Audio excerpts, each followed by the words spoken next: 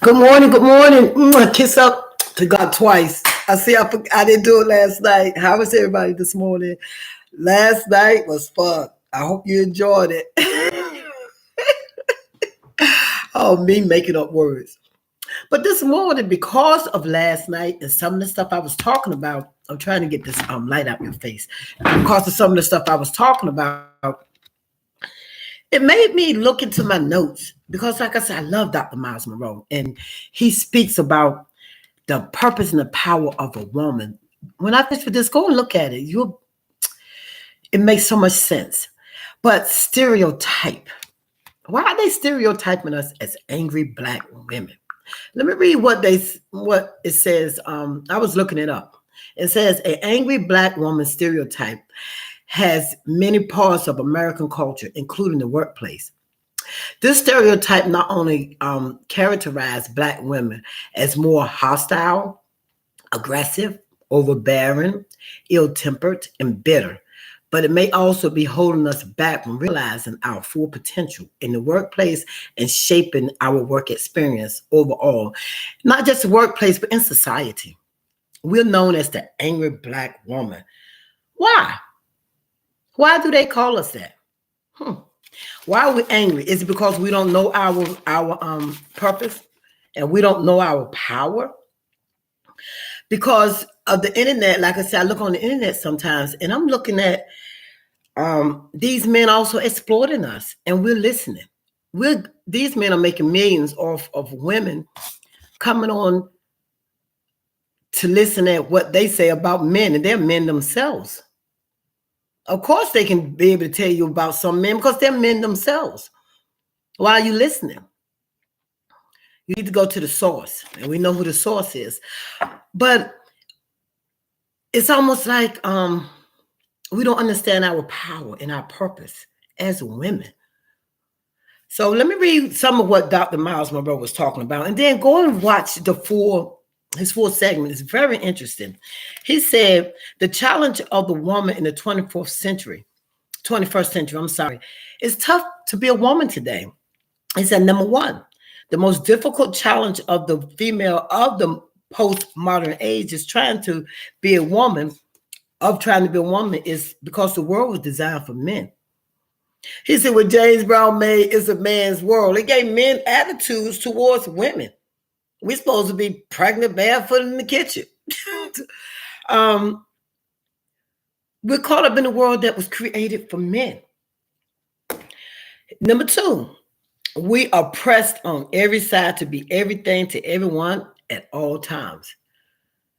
They want the woman to be everything to everyone at all times. The wife, the mother, the teacher, the preacher, like everything. Go to work, come home, clean up, make sure we take the kids to football practice, everything. That's a lot of pressure on females, on women. And it's just a lot of pressure. Number three, the average woman is confused and insecure about her purpose and her role in life. Men are in crisis too, because now they're struggling on what to do with these modern women, because it's almost like, well, he says this, you have to watch this full segment. He said it started with World War II when the men left home and the women had to work. So by the time the men came out, the women were out there making their own money now, working. But but the men and the women understood their roles because the men worked and the woman stayed at home. So it was easy to keep stuff together. But now with the women out there working also, so I guess that's why we stay in our masculine, because now a lot of women are on their own because they're looking like, what can a man do for me? What can, and it's all messed up. It's all confused. But another thing, with some women, like I said, we've lost some of our identity. And okay, when I was raised, the main thing that they got black women to do was do perms. Put perms in our hair, which was taking out our hair, because black women actually have nice hair if we take care of it. And the perms were taking our hair out, the dyes of perms lie. And all of it's on purpose. They making money off of us because, I guess we wanted straight hair like the white women, I guess. I'm not sure. Well, because maybe we didn't think we had good enough hair, because I used to have perms. I remember having the Jerry curl and always had nice hair. But I guess we're doing what everybody else is doing. But now it's the weave. You know how much money they make off of us in weaves while we have nice hair? The glue is taking out the edges of the hair. And now I see children, like little children with the weave. So we're teaching our children at young ages that instead of letting them have their natural hair and their beautiful hair, we are beautiful Black women. And then, the eyelashes, that's glue too. Now, if we take off everything that we put on, we're going to be hairless. We ain't going to have no hair around our ears. We ain't going to have no eyelashes. And if we really thought about it, they're really jealous of the Black woman. And we don't even realize it. We're so busy not being secure in ourselves and who we are and who God made us. We're not noticing. They're jealous of us. Look at the OC. They're the ones that's getting all the injections and have bigger lips and bigger hips and tanning. And who you think they're trying to look like? Because we are beautiful as Black women. But we don't know it. We don't realize it. We don't understand our purpose. We don't understand our power. Our men need us, but they're not coming to us. They're at the OC because the OC deals with all that stuff. And so they're leaving us to fend for ourselves. And then they want to set up and say, I don't want to date her because she's too masculine. Why are we masculine? Because we're fending for ourselves.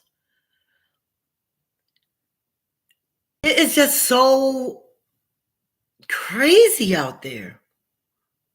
But we as women, Black women, we need to understand our place and our value on this earth in this lifetime and stop trying to be who we're not. What's wrong with being ourselves and our authenticity? And what's wrong with taking off all of that and being who we are, who we were born to be, who we were made to be? I was talking to a friend of mine. Here I go.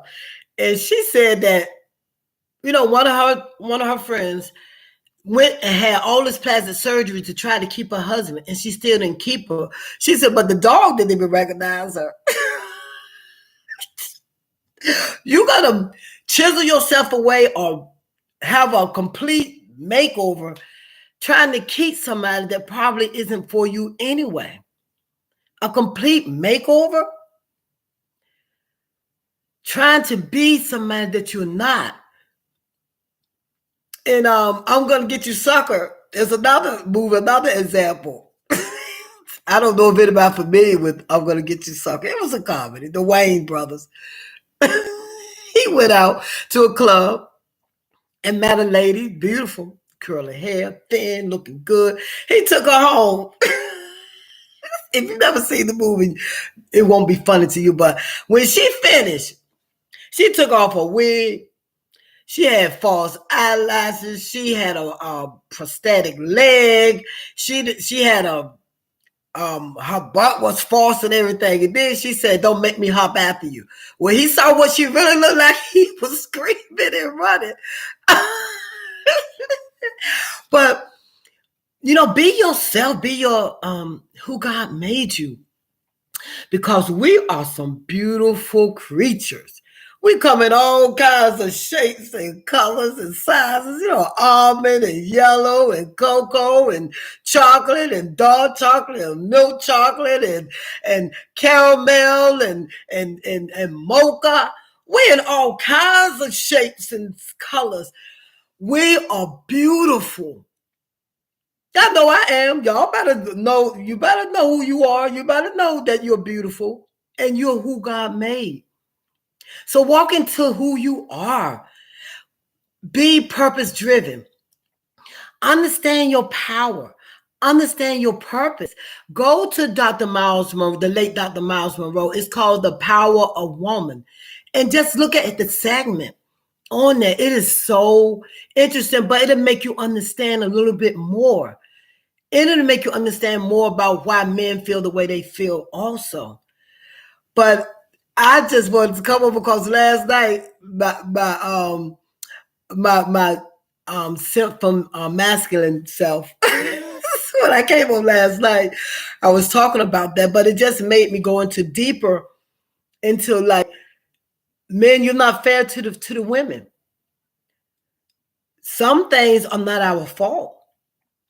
Things happen, like you said, in World War II that took the man out the house, that made the woman have to work. And now women are alone, so women have to fend for themselves, so they have to be corporate. And some of them have to do what they have to do to survive. But this is my longest segment ever. But I just wanted to come on just to touch on that a little bit. You know, be who you are. Love who you are. Understand your power and your purpose. And men don't come on anymore anyway, so I just want to talk to the women. And don't keep listening to men telling you about men. Of course they can tell you they're men. Go to the source about how you're feeling, about your insecurities. You know, my name is Jennifer Brooks.